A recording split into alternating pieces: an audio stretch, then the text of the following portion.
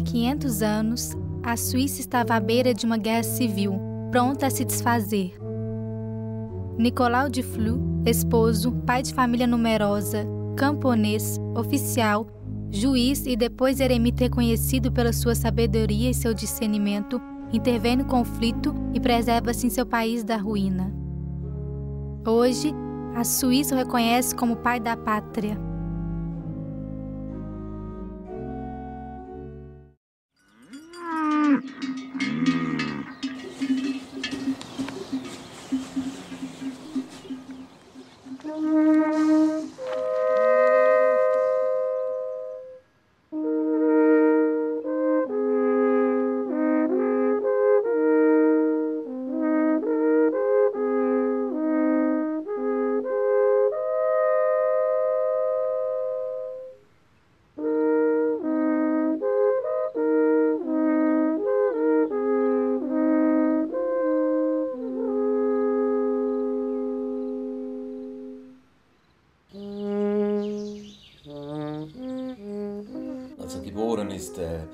Quando o irmão Nicolau nasceu em 1417 em Fleury-Rhône, tratava-se de um ano importante. O Concílio de Constança colocava fim a um período onde a igreja era dirigida por 3 papas. No entanto, aqui, em Obwaldene, não sabíamos muito o que se passava fora. O horizonte das pessoas se militava a um raio de 30 quilômetros. Em seguida, um pouco mais longe, uma outra pessoa conhecia de novo qualquer coisa a mais.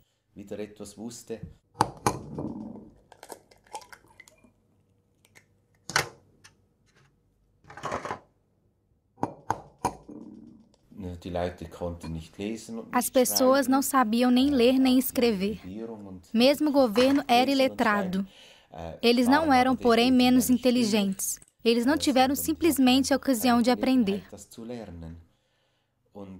Eles viviam ao ritmo das estações. A herança religiosa era transmitida oralmente em família.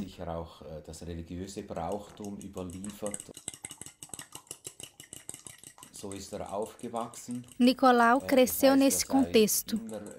Ele procurou muito jovem a solidão, mas paradoxalmente ele amava também estar com as pessoas. E é por isso que ele se engajou politicamente. Capitão e mercenário.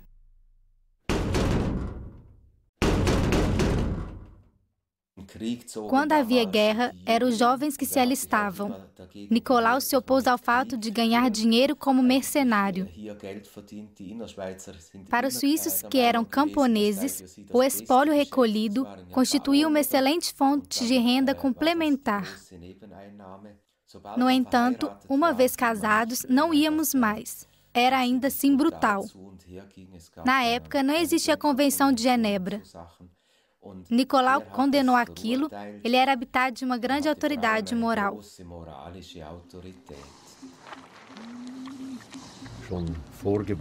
No ventre materno, Nicolau disse ter visto no céu uma estrela que ilumina a terra inteira. Isso me lembra a segunda carta aos Coríntios, quando Paulo escreve que nós reconhecemos através da face de Jesus o ser e a natureza de Deus. Jesus é a nossa estrela luminosa de manhã que ilumina o mundo.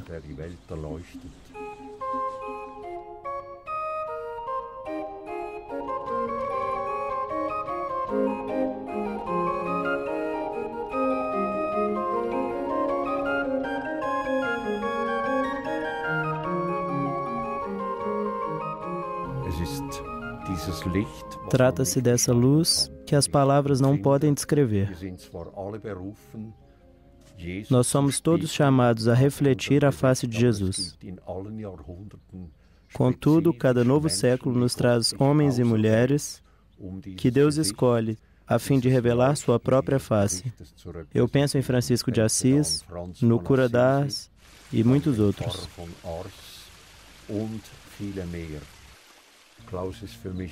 Nicolau é para mim um retrato do coração de Deus, uma fonte de revelação de quem é Deus realmente. Esposo, pai de família e juiz. Ele se casou com Dorothee Wies aos 30 anos, uma idade avançada para a época. Sua esposa devia ter 15 ou 16 anos. Ele construiu uma casa para sua família.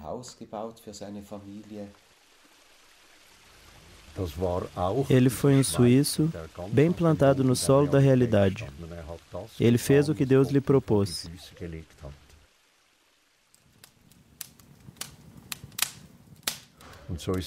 Foi assim que ele se tornou agricultor. Tomou por esposa uma mulher 15 anos mais nova que ele, deu à vida 10 filhos e se tornou um homem público. Porque Deus lhe deu o dom da inteligência, de um espírito de conselho e de uma perspicácia que fizeram dele um homem de confiança.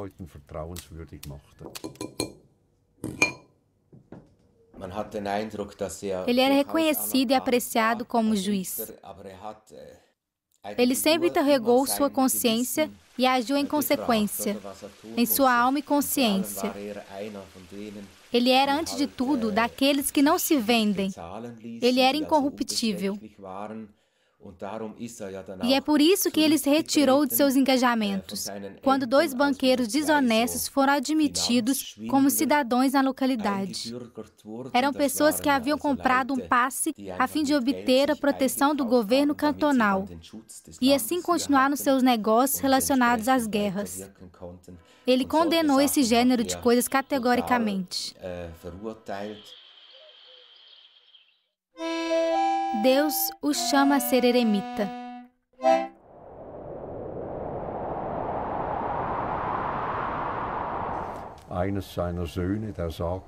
Um de seus filhos conta que quando ele acordava durante a noite, ele viu seu pai rezar perto do forno.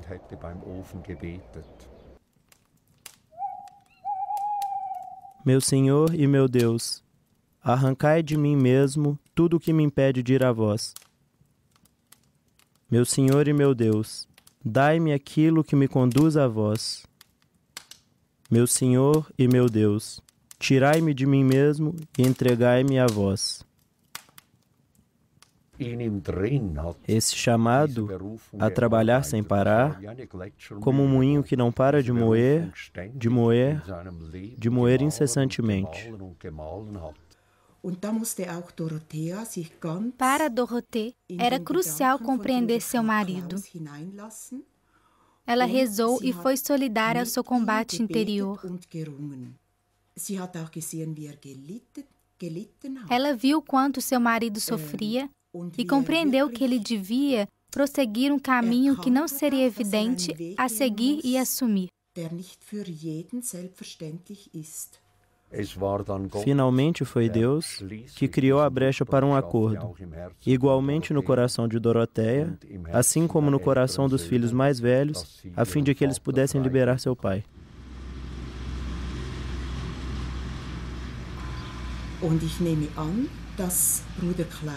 Irmão Nicolau organizou com seus filhos tudo o que dizia respeito ao futuro da fazenda da família. É necessário, sobretudo, não dizer que ele fugiu de sua casa. Ele amava muito sua família, sua esposa, mas eles reconheceram juntos a vontade de Deus. E eles sentiram que ele tinha ali um chamado particular.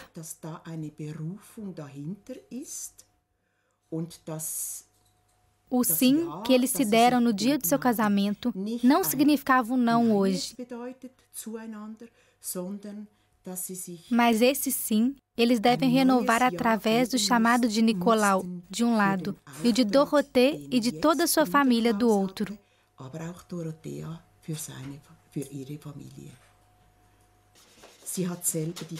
E é ela mesmo que teceu e costurou a túnica. Depois, a colocou sobre sua cama, a fim de mostrar a ele seu consentimento a esse chamado comum.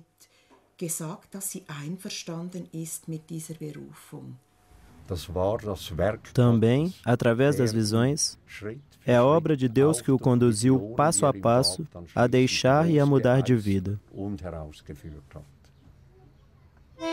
Irmão Nicolau deixa sua família e se torna eremita. Em início, a ideia era de se tornar eremita. Ele tomou a estrada para Alsácia a fim de encontrar outros eremitas, mas também para fugir do escândalo de ter abandonado uma esposa com seus 10 filhos. Ele precisava assimilar tudo isso. Então, diante da vida de Basileia, um véu de cor vermelha cai diante de seus olhos. Ele teve medo e se confiou a um camponês que o disse de retornar, pois lá na Alsácia os suíços não eram realmente apreciados, porque não tinham muito tempo, eles haviam tudo destruído. E sua família precisava dele.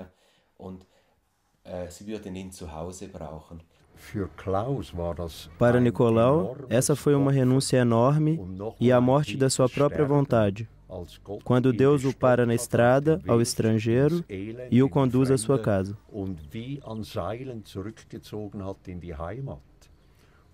Então ele se esconde no Vale Alpino do Melch, e é ali que um caçador o descobriu antes da chegada do inverno. Ele finalmente se encontrou diante deste chamado de Deus. Instale-se no desfiladeiro do Ranft, a 2 passos da sua casa, ali onde vive sua família, e assuma essa escolha diante dos olhos do mundo.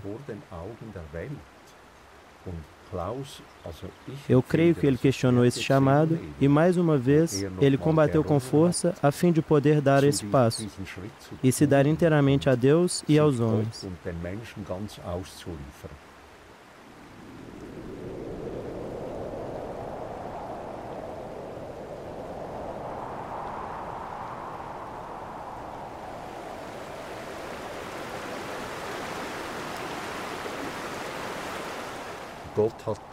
Deus confirmou esse chamado através de seus raios de luz vindos do céu.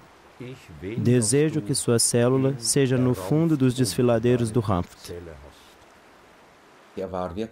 Ele era realmente aberto a Deus e aberto ao mundo, como testemunha as janelas de sua célula, uma aberta para o exterior e outra para o interior.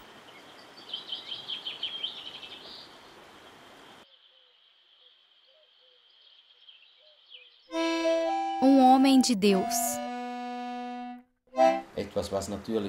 Uma coisa que acompanhava sua vida eram as visões. Ele era um homem de muita visão. Ele tinha uma imagem que assim descrevia: "Isso é meu livro, no qual eu leio." No centro é Deus. Tudo vem dele. O mundo inteiro, representado pelo círculo exterior, toda a criação, é a obra de Deus. E nós, autores deste mundo, devemos nos atentar a nunca perder este centro, buscando incansavelmente. E é por isso que as páginas se encontram no meio. É ali que nós nos encontramos pessoalmente com os outros. E é ali que nos encontramos Deus, a paz. Ele dizia: "A paz está com Deus."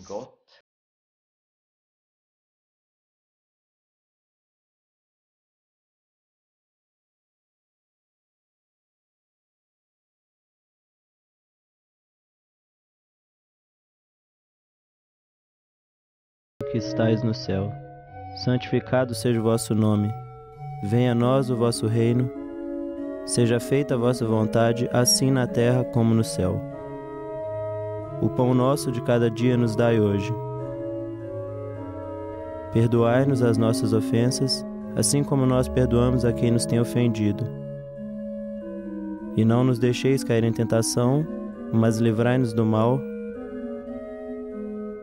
pois vosso é o reino, o poder e a glória para sempre. Amém.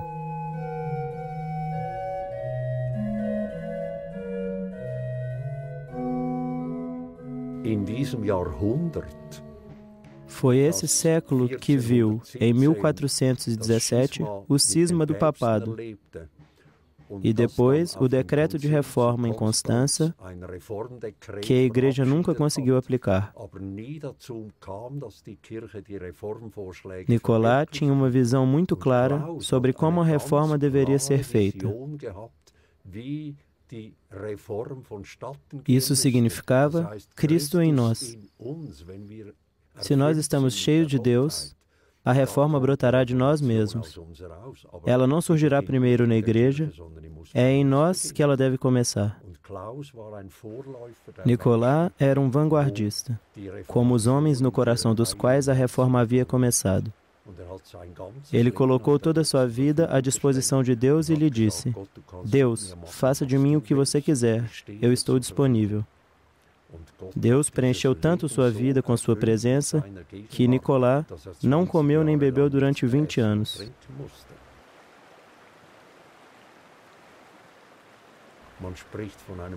Estamos falando de um jejum miraculoso.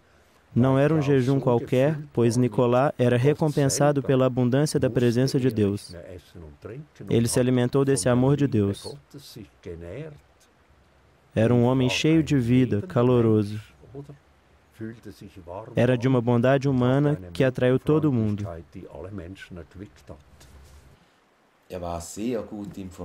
Ele estava muito bem informado, pois as pessoas lhe confiavam muitas coisas. Ele usava isso nas preces. E é com essa intensidade que ele dava seus conselhos.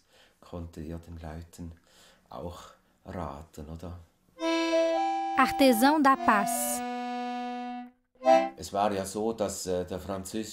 O rei da França havia contratado e pagado muito bem aos suíços a fim de que eles lutassem contra Carlos, o temerário, duque de Borgonha, pois ele obstruía seu caminho.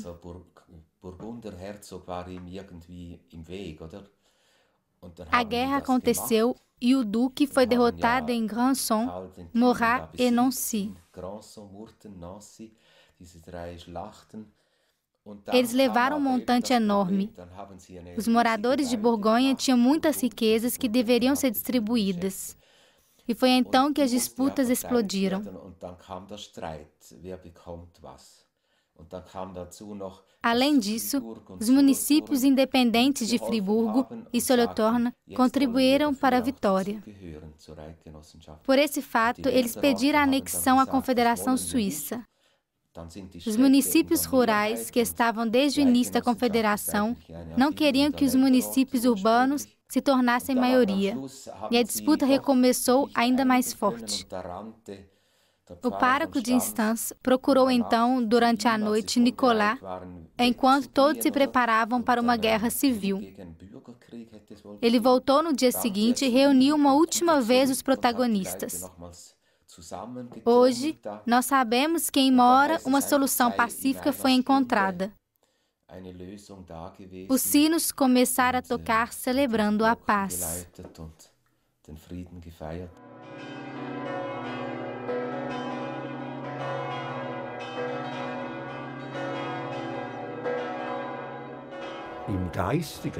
Nicolas estava entre eles espiritualmente.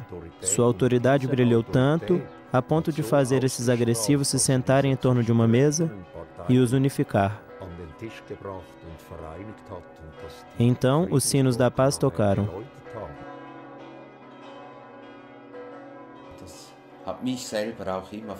Eu sempre me fascinei ao ver que, enquanto eremita, já tendo abandonado suas funções oficiais, ele tinha muito mais influência que antes. O santo de hoje.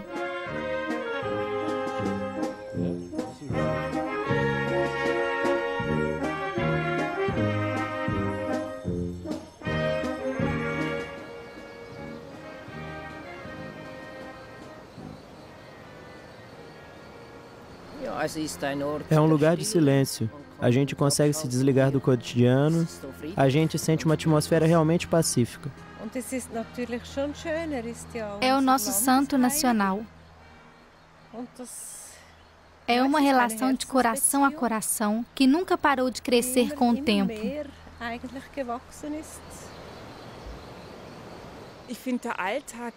Eu acho o cotidiano muito agitado. Nós temos tanto a fazer, o trabalho, as crianças, a gente nunca escuta mais a si mesmo. Eu busco simplesmente o silêncio, a proximidade com a natureza e também escutar a voz de Deus e encontrar-me a mim mesma. Pessoas de todos os horizontes passam aqui. Jovens e velhos são tocados e que dizem: que paz neste lugar, que força. É preciso realmente experimentar isso. E elas saem renovadas.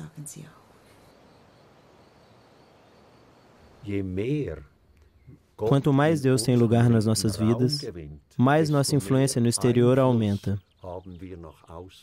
São os religiosos que mais influenciaram a grande Teresa de Ávila e muitos outros. Charles de Foucault, Madre Teresa, eles viveram de maneira a mudar o mundo. Mais eu sou ligado a Deus de coração e espírito, mais minha influência e minha autoridade são importantes no coração da sociedade.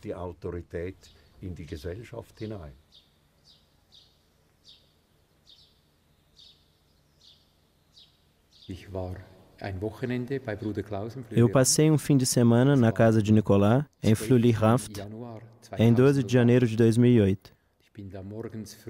Eu desci cedo pela manhã e havia neve. Eu rezei pelo nosso país, por um retorno às raízes cristãs, e eu tive essa proposição, esse sentimento de ter de me ocupar dessa igreja que estava fechada.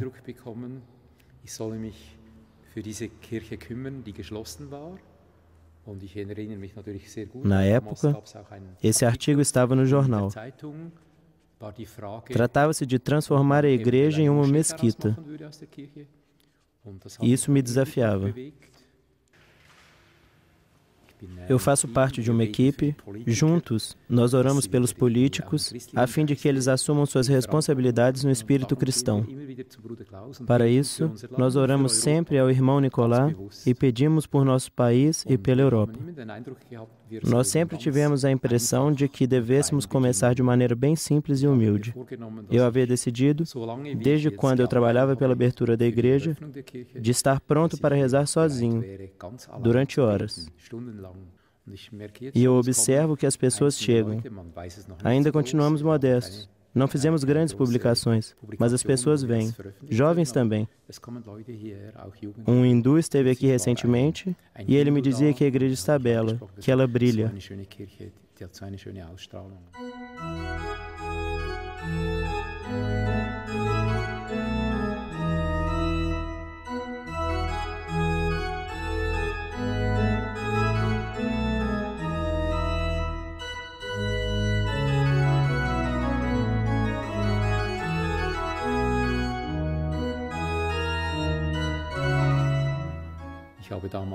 Na época, eu havia entrado em contato com o bispo, lhe dizendo que eu desejaria abrir aqui uma casa e uma escola de oração cristã. Ele me apoiou de imediato. Dou graças pela reabertura dessa igreja, que permite de novo aos homens de se reunirem para rezar juntos.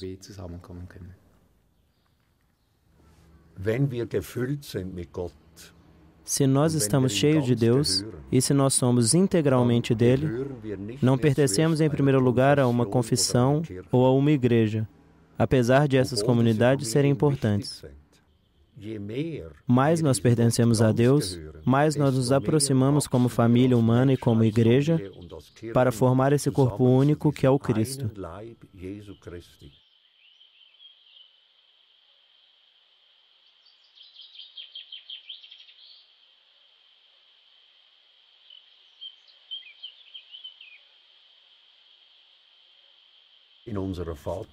Atualmente, a nossa sociedade sem o Pai possui uma grande sede e um grande desejo de encontrar este Deus que é diferente do Deus que experimentamos no mundo através de narrativas e falsas interpretações dentro da igreja. Nicolas nos revelou um Deus próximo, que nos abraça. Durante esses 20 anos em que ele foi eremita, ele meditava a roda, o livro que representa também o Espírito Santo, e este mistério do Pai, Filho e Espírito Santo. O segredo dessa trindade baseia-se em cada um dos personagens divinos que se doam por inteiro pelos outros.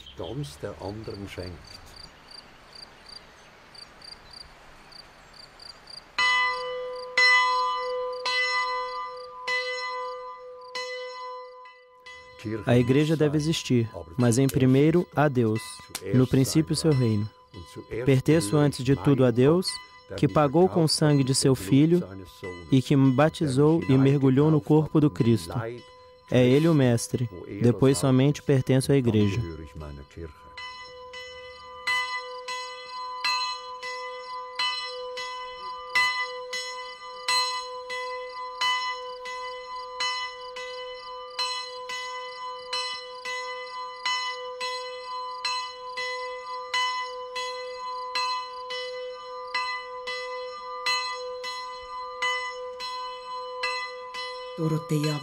Dorothée continuou fiel a seu marido até o fim. Ela estava presente quando ele faleceu e o acompanhou no seu quarto até sua última semana de vida.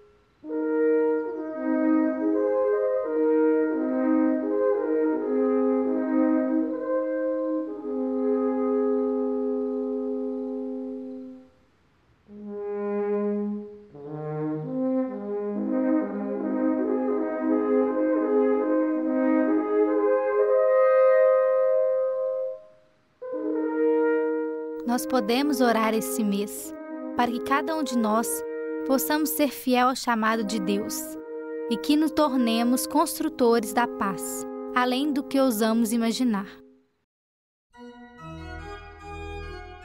O irmão Nicolas faleceu sobre o chão de seu quarto em 21 de março de 1487. Foi beatificado em 1669. Foi canonizado pelo Papa Pio XII em 1947. A palavra deste mês está na Epístola aos Colossenses, capítulo 3, versículo 12 ao 15. Portanto, com eleitos de Deus, revestivos de entranhada misericórdia, de bondade, humildade. Como o Senhor vos perdoou, assim perdoai também vós. Triunfa em vossos corações a paz de Cristo, para a qual fostes chamados a fim de formar